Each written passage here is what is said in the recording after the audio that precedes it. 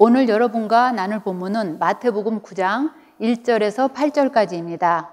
8장에서 9장까지를 보면 3개의 섹션에 9가지 사건이 나오는데 마태는 3개의 사건 후에 하나의 결론을 말합니다.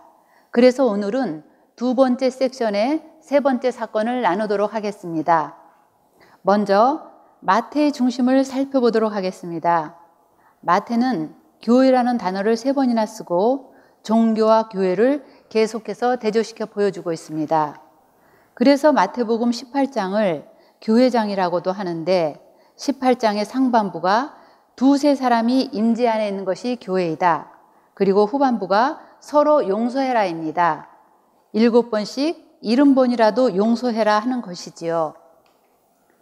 그리고 마태의 기록은 마가와 누가의 기록과 상당히 차이가 있습니다. 마가와 누가는 장황한 상황 설명이 있고 이적을 강조하는 결말을 보여줍니다. 많은 무리가 문 앞까지 있어서 들어설 수 없으니까 들것에 실은 중풍병자를 마가복음에서는 지붕을 뚫어서 내렸고 누가복음에서는 기와를 벗겼다고까지 이야기합니다. 그리고 거기에는 유대와 예루살렘에서 바리새인 서기관들까지 왔다. 이렇게 굉장히 장황하게 설명을 합니다. 또 마가와 누가에서는 초기 갈릴리 사역 중 나병 치유 이후에 이 사건이 나옵니다.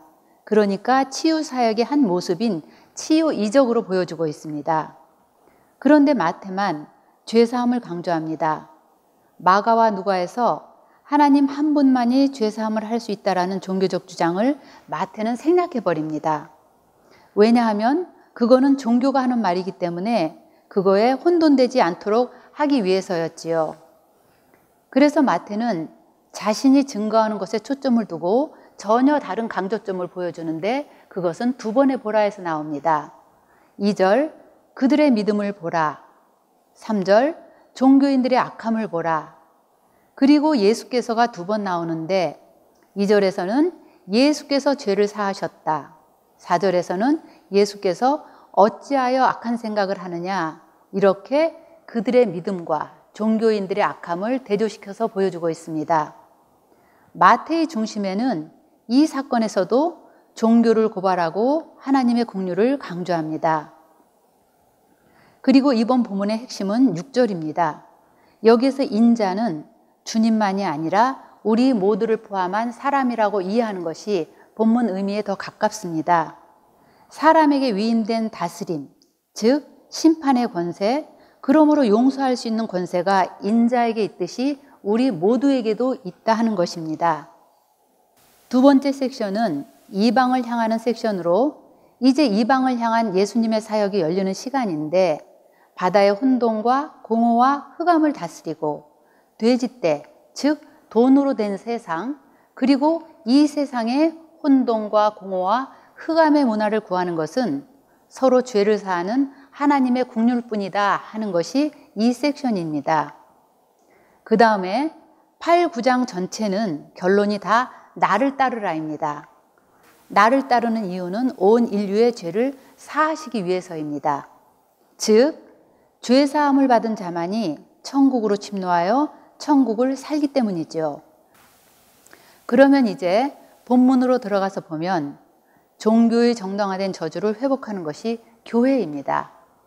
8장을 시작하면서 제일 첫 사건이 나병 환자를 고치는 사건이었죠. 그 나병은 종교적으로 정당화된 것이었습니다. 나병은 죄 때문에 생긴 병이라고 여겨서 공동체에서도 쫓아내고 모든 사람이 차별하고 저주하는 것이 정당화된 병이었습니다. 현대에 와서도 그게 바로 우리의 삶의 모습이죠. 너는 가진 게 없으니까 가난해도 괜찮아. 너는 배경이 없으니까 못 살아도 괜찮아. 이렇게 저주인지도 모르고 저주가 정당화된 사회를 우리가 살고 있는데 그것을 회복하는 것이 교회입니다. 그래서 산상수훈의 결론 부분 시작이 절대로 심판하지 말라. 그리고 18장의 교회장의 후반부 전체가 서로 용서해야 된다고 하는 것입니다. 이제 본문으로 들어가서 1절을 보겠습니다. 예수께서 배에 오르사 건너가 본 동네에 이르시니 여기에서 본 동네라는 말은 마태에만 나오기 때문에 아주 중요한 의미를 가지고 있습니다. 8장에서 산에서 내려와 가버나움에 오셨습니다.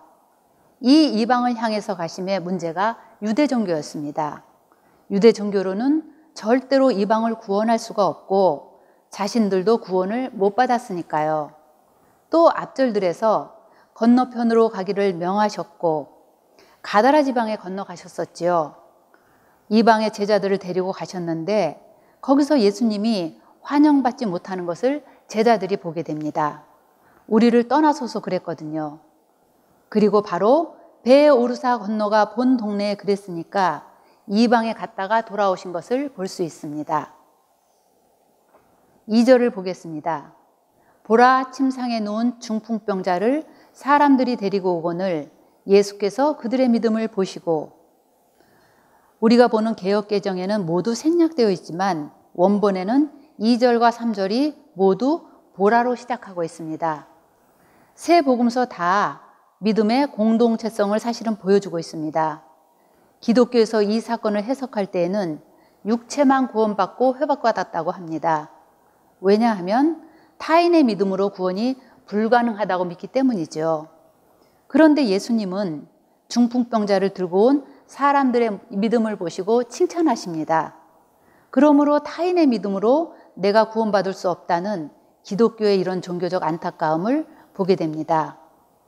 그리고 중풍병자에게 이르시되, 본문에서는 중풍병자라고 했지만 그 뜻은 마비 증세, 파랄루티카스, 즉 모든 마비 증세에 해당하는 병을 이야기하는 것입니다. 예수님께서 작은 자야, 그 말은 아들아 그런 뜻입니다. 병자를 들고 올 정도면 아마도 젊은 사람들이었을 것이고 예수님이 30대 중반이 안 되셨을 때 아들아 그랬으니까 이 병자는 젊은 사람인 것 같아 보입니다. 그리고 그 당시는 종교 문화니까 모든 사람들이 저 사람 뭔가 죄가 있어서 병에 걸렸을 거야 라고 여겼고, 그리고 주님께서 아무 설명 없이 내 죄 사함을 받았느니라 하는 것을 보면 이 사람이 무슨 죄와 연결된 병이었다는 것을 알 수 있습니다. 그런데 여기서 중요한 것은 예수님이 안심하라 그러십니다. 종교는 너는 죄 때문에 병이 생겼으니까 당연히 병의 고통을 받아야 된다고 합니다. 그런데 주님은 안심하라 위로해 주십니다. 여기서 우리는 치유와 회복을 원하시는 하나님을 볼 수 있습니다. 우리의 공로와 의의가 없어도, 심지어 죄를 지었어도 너 죄 지었으니까 아픈 게 당연해 그러시지 않습니다. 치유와 회복을 원하시지요. 여기에서 중요한 문제가 죄책감의 문제입니다. 죄 때문에 병이 생겼다고 하면 우리 중에 죄 없는 사람이 누가 있겠으며 병 없는 사람이 누가 있겠습니까? 당연히 죄가 있을 수밖에 없고, 그러므로 우리 육체는 무언가 다 병이 있기 마련이죠. 그런데 이걸 하나님이 나의 죄 때문에 이렇게 하신다, 이렇게 죄책감으로 받으면 치유되기 어렵지요. 그래서 죄책감은 영혼의 암입니다. 다시 말해서 죄는 두 가지입니다. 속느냐, 다스리느냐. 죄에 속으면 하나님의 저주니까 감추고 가리게 됩니다. 그래서 죄책감이 들어오면 가족도 파괴가 되는 것이죠. 죄는 다스리면 됩니다.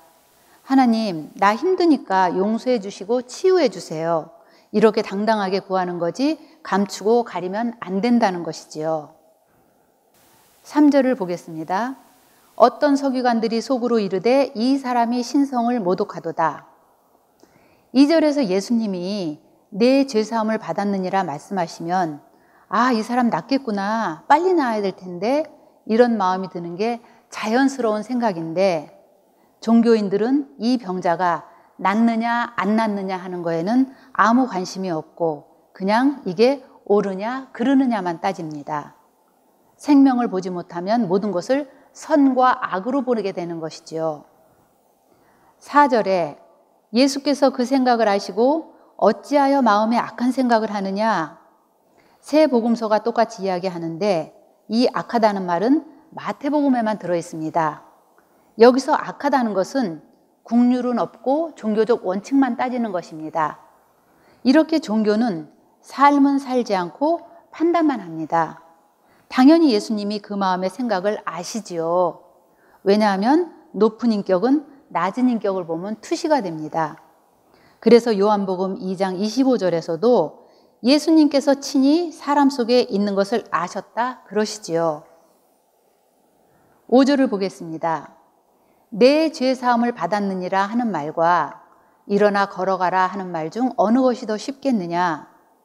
말로 하기야 죄사함 받았다고 하는 것이 더 쉽지요. 그러나 일어나 걸어가라 하는 것은 들것에 들려온 병자가 일어나 걸어야 하는 실제가 나타나야 되니까 참으로 어려운 말이죠. 그러니까 예수님께서 죄사함을 믿지 않는 종교에 대해서 죄사함의 능력과 권세를 보여주십니다. 종교에서는 죄사함을 받으려면 먼저 고백을 해야 된다고 합니다. 네가 먼저 죄를 고백해야 죄사함을 받는다고 해요. 교리적인 말이지요. 그런데 하나님은 꼭 그런 원칙에 사로잡히지 않습니다. 그런 원칙으로 역사하실 때가 많지만 그러지 않을 때도 있단 말이죠. 주님의 십자가는 우리가 태어나기 전에 우리를 다 용서하셨고 우리를 용납하셨습니다. 그래서 하나님과의 관계는 꼭 교리적 공식만으로 되는 것은 아닙니다. 예수님께서는 이 병자가 직접 고백을 안 했고 또 이 병자가 믿은 것도 아니고 병자를 들고 온 사람들의 믿음이지만 그래도 예수님 앞에 온 몸이 마비가 되어서 나온 안타까움을 보시고 내 죄사함을 받았다고 하십니다.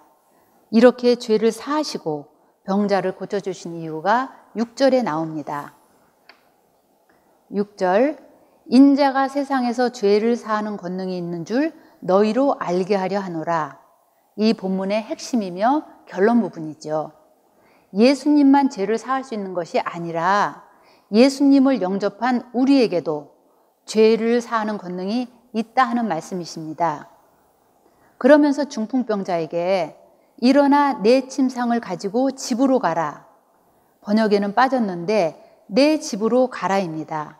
그러니까 침상을 들고 그것을 가지고 일어나 걸어갔으니까 이 사람에게 죄사함 받았다는 말도 성취된 것을 볼 수 있습니다. 7절에 그가 일어나 집으로 돌아가거늘, 우리 번역은 빼버렸지만 자기 집으로 돌아가거늘입니다. 예수님께서 회복된 사람을 자신의 삶의 자리로 돌려보내십니다. 그러니까 이 병자는 무언가 죄가 있어서 육체가 이렇게 되었는데 이 사람 육체만의 문제는 아니지요. 이 사람의 이런 병은 자신과 가족 전체를 상하게 했을 것입니다. 그러므로 이제 내가 하나님의 긍휼을 받았다면 너는 내 삶의 자리로 돌아가서 내 삶의 자리를 가꾸어라, 회복시켜라 하는 것입니다. 마지막 8절을 보겠습니다. 8절을 보면 마태의 의도가 분명히 나타납니다. 무리가 보고 두려워하여 이런 권능을 사람에게, 여기서 사람은 복수로 나오고 그 뜻은 안트로파스, 인간입니다. 이 죄사함의 권능을 사람에게 주신 하나님께 영광을 돌렸습니다. 우리에게도 죄를 사할 수 있는, 용서할 수 있는 권능이 있다는 6절의 결론을 8절에서 다시 한번 강조하고 있습니다. 그래서 마태복음 16장에서도 베드로 고백 후를 보면 천국 열쇠가 너한테 있다. 내가 땅에서 매이면 하늘에서도 매이고 땅에서 풀면 하늘에서 풀린다고 말씀하십니다. 이것을 마태복음 18장 18절에서도 반복하고 교회론에서도 반복하는 것입니다. 그러니까 죄사함의 권세를 우리에게 회복시켜 주셨으니 우리가 예수님을 믿었을 때 신앙을 산다고 합니다. 그것은 용서에서부터 출발합니다. 우리가 용서할 때 다스림의 권세가 회복되고 신앙이 출발됩니다. 그래서 용서는 하나님이 우리에게 유일하게 선제권을 허락하신 것입니다. 하나님 상관없이 우리가 얼마든지 해도 된다는 것이지요. 그래서 마태복음 6장 12절, 18장 35절을 보면 너희가 먼저 용서해라 하는 것이고 누가복음 6장 37절은 비판하지 말고 용서해라 하는 교회론의 핵심인 것입니다. 땅에서 사는 동안에는 인간이 죄사함의 주체입니다. 하나님이 십자가에서 우리를 아무리 용서하셨어도 형제 자매의 용서를 경험 못하면 용서가 실제가 안 됩니다. 그러니까 1820 데일리 브레드 순에서 제일 중요한 것은 모든 것 이전에 서로 용서하는 것입니다. 그 사람이 어떠한 잘못이 있어도 용서하는 것입니다. 그래서 요한복음 총 결론이 너희가 누구의 죄든지 사하면 사하여지고 누구의 죄든지 그대로 두면 그대로 있다고 했습니다. 우리가 용서할 때 창세기 1장 28절에 하나님이 우리에게 주신 다스림이 출발됩니다. 인간이 할 수 있는 가장 하나님다운 일이 용서하는 일이지요. 말씀을 마감하면서 질문해 봅니다.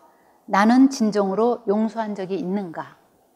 나는 깨어지고 상한 관계의 회복을 원한 적이 있는가? 나는 정말로 인격 관계의 소중함을 간절히 원하는가? 나는 나를 용서한 적이 있는가? 오늘 스스로 자신에게 물어보십시오. 그리고 이 질문들로 나눔 가이드를 대신하겠습니다. 기도하겠습니다. 하나님은 우리가 태어나기도 전에 십자가에서 이미 우리를 용서하셨습니다.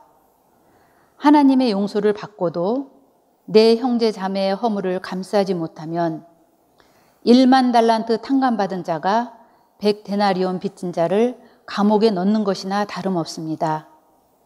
주님이 십자가를 지시면서까지 우리를 용서하신 그 이유를 우리로 깨닫게 하시고 하나님의 용서로 말미암아 우리 서로 용서하는 교회로 인도하여 주십시오. 예수님 이름으로 기도드립니다. 아멘.